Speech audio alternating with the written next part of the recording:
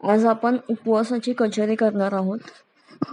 त्यासाठी सामान बघूयात. उकडलेला बटाटा किसून घेतलाय, साबुदाण्याची बारीक पिठी आहे ही, हा साबुदाण्याचा मोठा चाळ आहे, मीठ, हिरव्या मिरचीची पेस्ट, ओल्या नारळाचा किस, शेंगदाण्याचा कूट, साखर, मनुके बारीक कापून घेतलेत ते, जिरेपूड आणि लिंबू.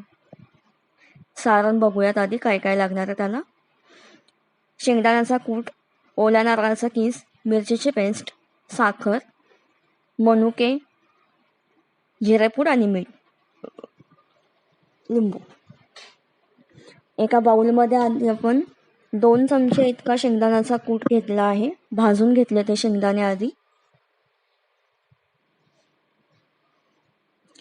आता त्यामध्ये 2 चमचे इतका ओल्या नारळाचा किस घालायचा आहे.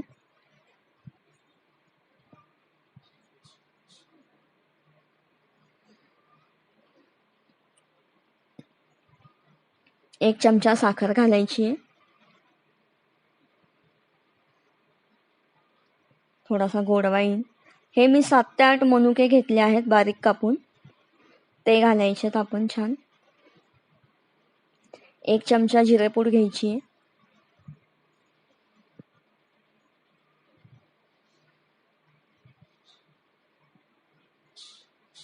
1 चमचा मिरचीची पेस्ट घ्यायची आहे. ही मिरची मी मीठ आणि पाणी न टाकता वाटून घेतलेली आहे.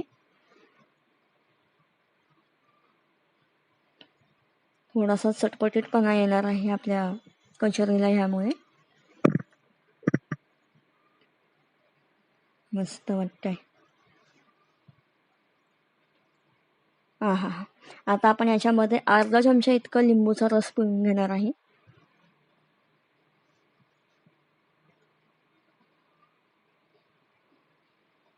मस्त.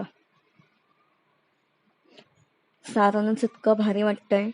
कचोरी आपली इतकी अफलातून होणार आहे. वा. आता हे आपण व्यवस्थितपणे एकजीव करून घ्यायचं आहे.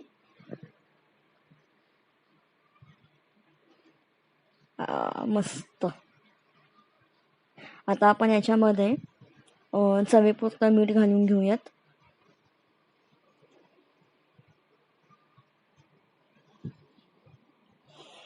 मस्त.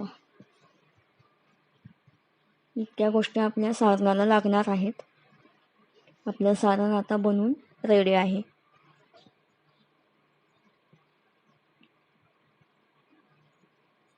वा. आता आपण कचोरीचं वरचं कवर आहे त्याची तयार करूयात. मी 3 बटाटे उकडून सालं काढून बारीक किसणीने किसून घेतलेले तिथे. 1 चमचा हिरव्या मिरचीची पेस्ट घालायची आहे याच्यामध्ये.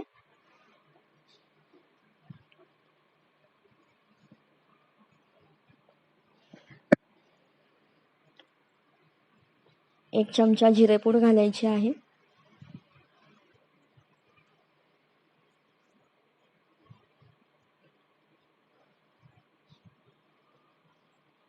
चवीपुरतं मीठ घालून घ्यायचं आहे आता. भन्नाट लागतात ह्या कचोरी. इतक्या टेस्टी होतात ह्या, खूप छान होतात. आता आपण आहे ना, साबुदाणाचा हा मोठा चाळ आहे तो आपण व्यवस्थित अर्धे वाटी टाकून घेतलाय ह्याच्यामध्ये. 1 वाटी साबुदाणा घ्यायचा आहे आधी आपण, आणि तो कच्चा साबुदाणा 2 मिनिटं परतून त्याचं मॉइश्चर जाईपर्यंत ते परतायचं. गार झालं की मिक्सरला वाटून घ्यायचंय आणि तो चाळून घ्यायचा आहे. चाळल्यानंतर अर्धी वाटी त्याची पिठी होणार आहे बारीक आणि अर्ध्या वाटी जाड चाळ होणार आहे. तर तो जाड चाळ जो आहे तो आपण याच्यामध्ये मिक्स केलाय. गोळा व्यवस्थित करून घ्यायचा आहे पाणी न घालता. आता आपण या गोळ्यामधले छोटे छोटे गोळे घेऊन व्यवस्थित त्याच्या पारी करायची आहे हातावर.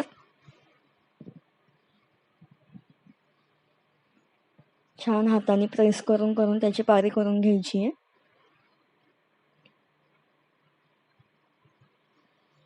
आणि त्याच्यामध्ये तो 1 चमचा इतकं सारण घालायचं आहे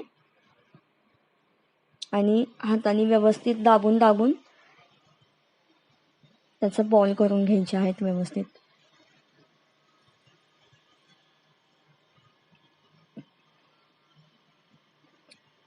बरं, आता याला आपण उपवासाची कचोरी सुद्धा म्हणू शकतो किंवा उपवासाचं पॅटीस सुद्धा म्हणू शकतो. कारण हे या कचोरीचं जे वरचं कवर आहे ते कचोरीसारखंच अगदी क्रंची असणार आहे आणि आतमधलं जे सारण आहे ते पॅटीस सारखं अगदी सॉफ्ट असणार आहे आतून. त्यामुळे तुम्ही याला उपवासाची कचोरी म्हणू शकता किंवा पॅटीस म्हणू शकता. पण हे खायला अगदी अफलातून लागणार आहे. वा, मस्त. तुम्ही बघू शकता व्यवस्थित त्याची आपण कचोरी बनवली. आता आपण जी बारीक पिठी घेतली होती साबुदाण्याची त्याच्यामध्ये हे व्यवस्थित घोळून घ्यायचं आहे. म्हणजे तेलामध्ये तळल्यानंतर अगदी क्रंची होणार आहे ते वरून आणि त्यातलं सारण अजिबात बाहेर येणार नाहीये. व्यवस्थित घोळून एका प्लेटमध्ये ते ठेवायचं आहे. आता अशा प्रकारे आपण बाकीच्या सगळ्या कचोरी करून घ्यायच्या आहेत. तयार आहेत आपल्या कचोरी. आता आपण तेल आधी हाय फ्लेमवरती गरम करून घ्यायचं व्यवस्थित आणि नंतर मीडियम फ्लेमवरती व्यवस्थितपणे तळून घ्यायचे आहेत.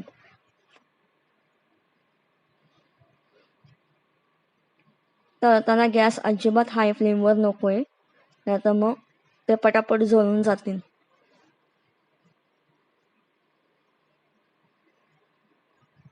मीडियम फ्लेमवर मस्त वरून क्रंची होणार आहेत ते आणि आतून सॉफ्ट होणार आहेत. बघू शकता तुम्ही आपली रेडी झाली आहे. आधी एक कचोरी पहिली मस्त कुरकुरीत अशी झालेली आहे ती. अशाच प्रकारे आपण सगळ्या कचोरी बनवून घेणार आहोत.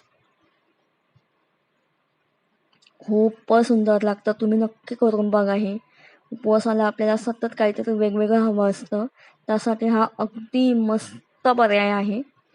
नक्की करून बघा.